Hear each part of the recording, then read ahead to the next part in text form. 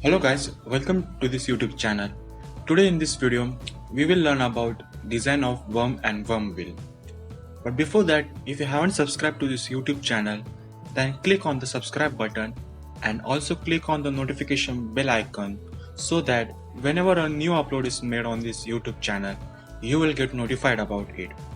So let us start with our video.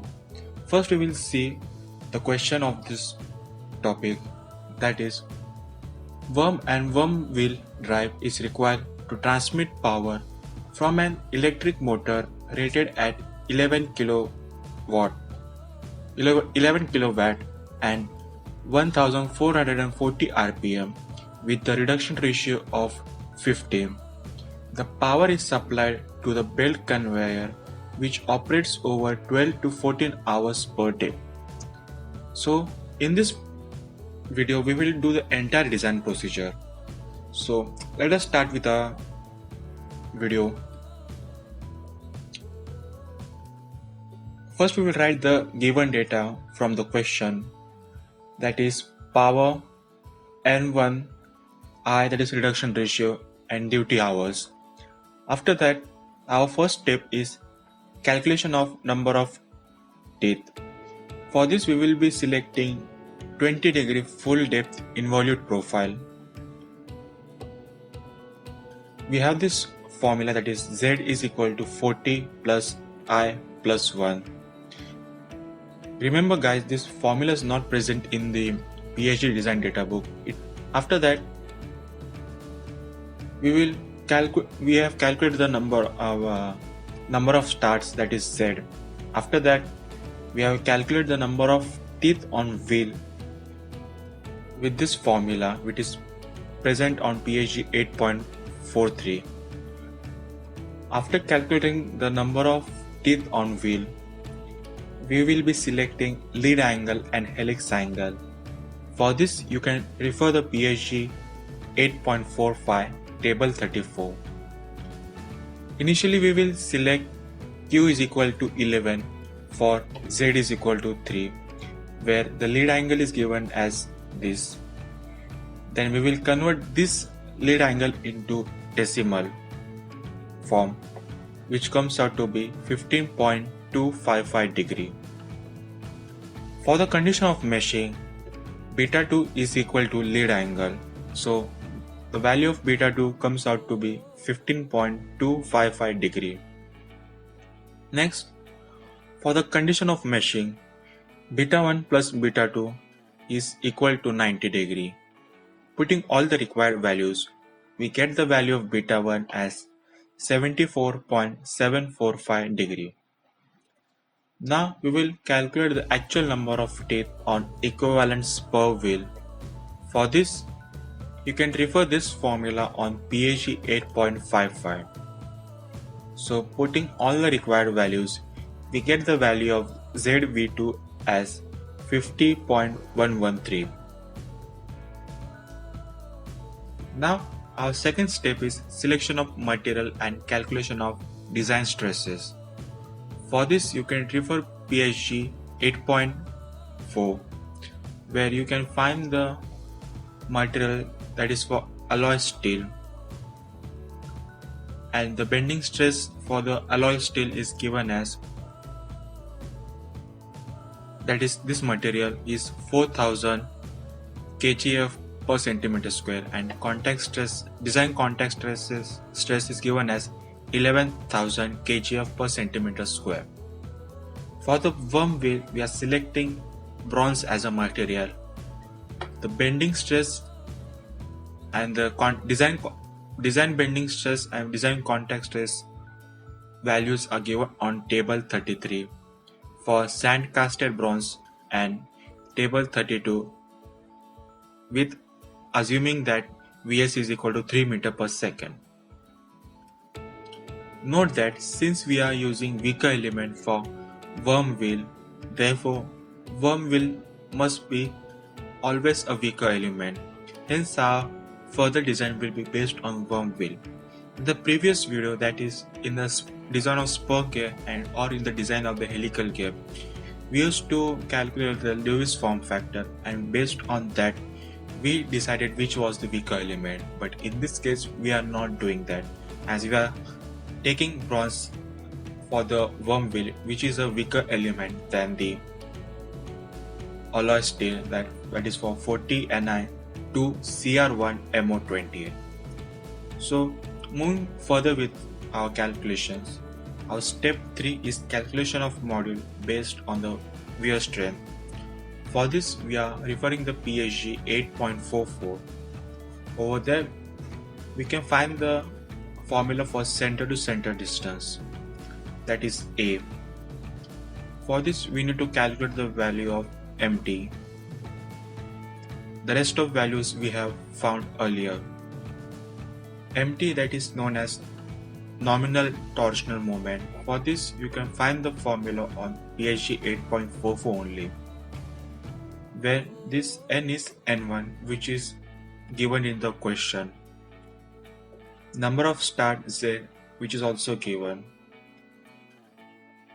For finding this efficiency, we can go on PSG 8.46 table 37, where for number of start is equal to 3, efficiency is 0.8 to 0.92. Adding this both value and dividing by 2, we get the formula 0.86, and we will use this value in our equation to find the nominal torsional moment. Moving further, HP is equal to 11 into 10 raised to 3 upon 746 into service factor. We know that 1 HP is equal to 746 watt, and we are here converting the kilowatt into horsepower. So here is the value of it. So putting all the required values in the nominal torsional moment formula, we get the value of it as 11352.4 kgf into centimeter. After that we will calculate the design torsional moment. For this we are using this formula, which is present on PSG 8.44. Putting all the required values, we are getting the value of the design torsional moment as 11352 kgf dot centimeter. Guys, I have made a small mistake over here. This is the design torsional moment and not the nominal torsional moment. I by mistakenly called as nominal torsional moment. So moving further with our calculation, we have found all the required values which is necessary for the calculation of the center to center distance. Putting all the required values, we get the value of A, that is center to center distance, as 217.74 millimeter. Moving further, we will calculate the axial module, that is mx. For this, the formula is present on PSG 8.43, where x is the correction factor. For this, in this problem, we are assuming no correction gear, so our x is equal to 0. If it is mentioned in the question that the correction factor is or the correction factor is given, use that correction factor. Otherwise, take x is equal to 0, that is assuming no correction gear. Putting all the required values, we get the answer for the mx, that is axial module, as 7.78 millimeter. From PSG 8.2, we will select the standard module. So our axial module comes out to be 8 mm or 0.8 centimeter. Again, we will recalculate the center to center distance with this help of this new module, axial module. For this formula is present on PSG 8.43. Putting all the required values, we get the new center to center distance as 22.4 centimeter.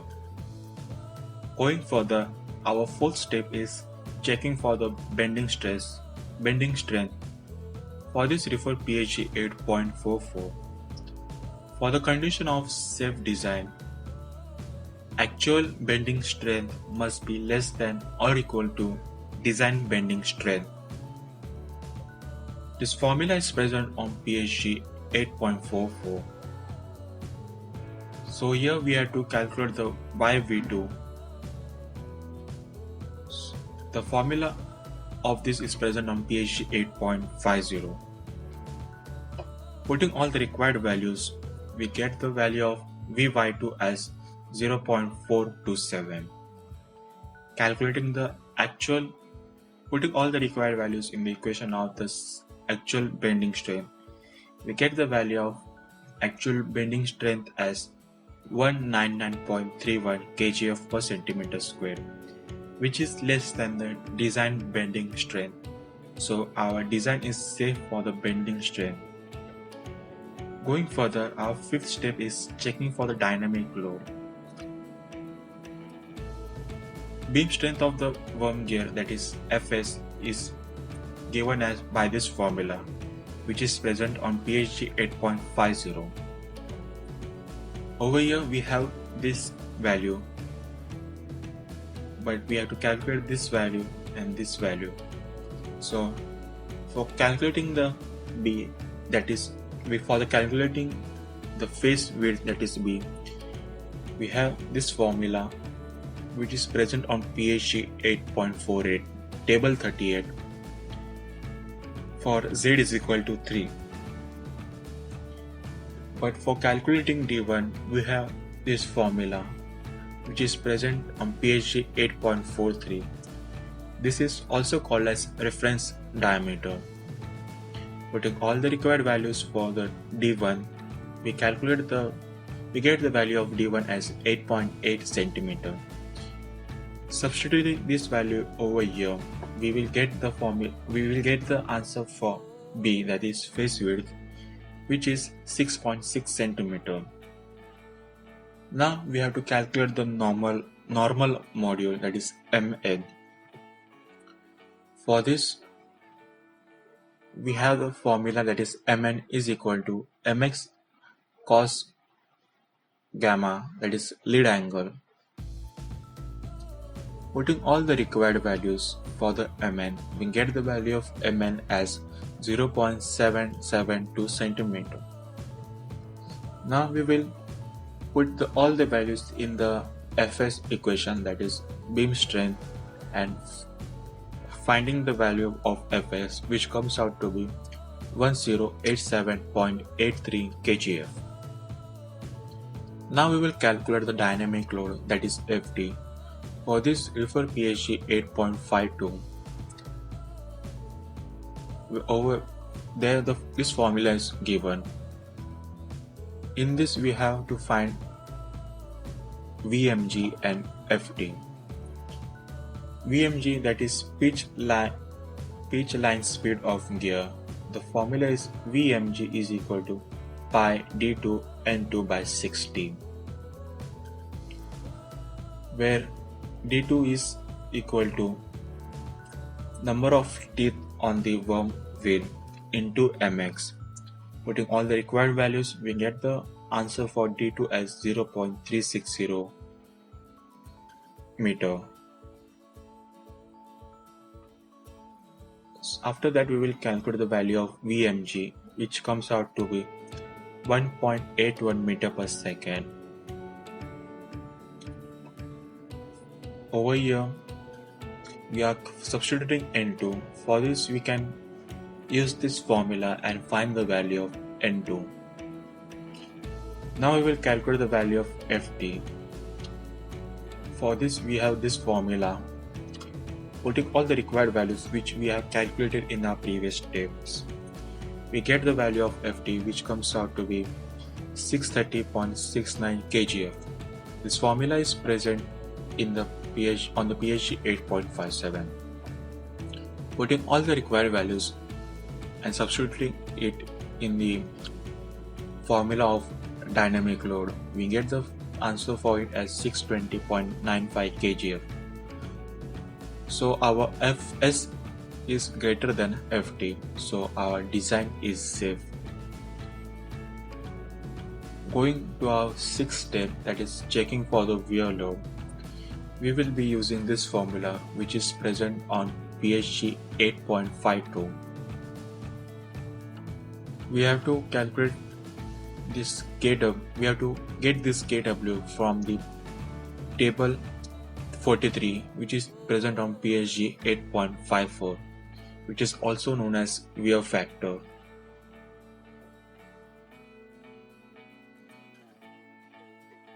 After that, we are substituting all the required values. This dg is nothing but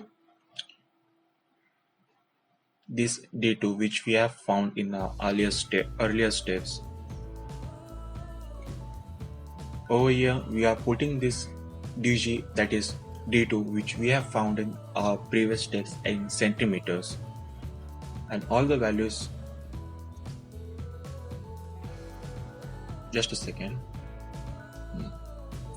We are putting all the value that is for the dg and face width in the centimeters, and in this way we found the value of Fw, that is 1330.56 kgf.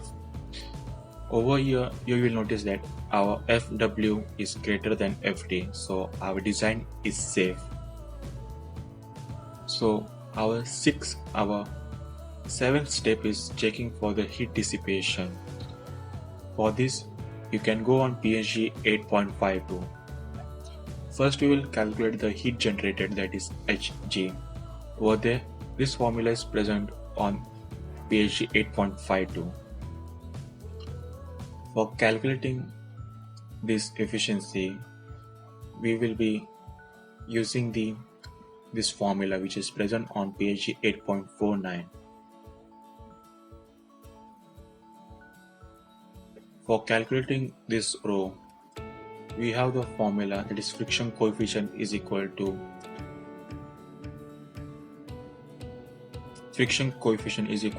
tan into rho.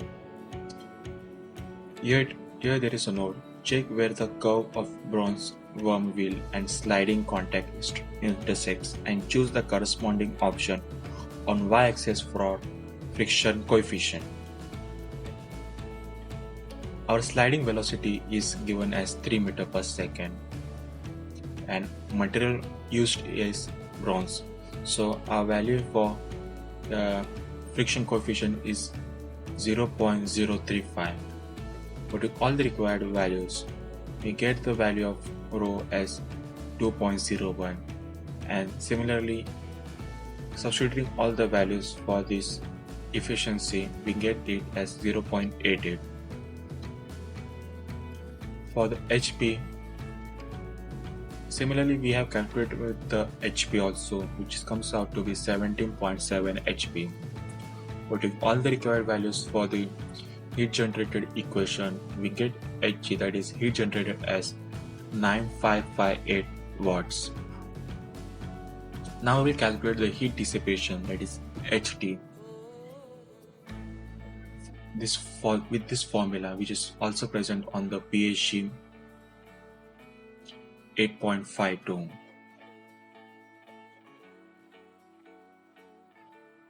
First we will calculate the A, that is area of housing. For this the formula is this, which is also present on PSG 8.52. And for calculating the value of HCR, that is heat transfer coefficient, refer PSG 8.54 from the graph. For area of housing,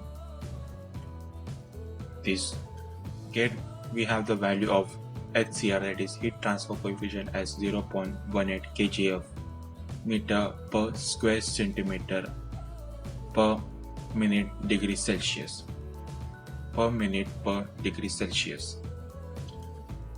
We are assuming that the heat generated is equal to heat dissipated. So Hg is equal to Ht. So Hg is equal to Ht. Hg is given as calculated as 9558, and HD equation is this.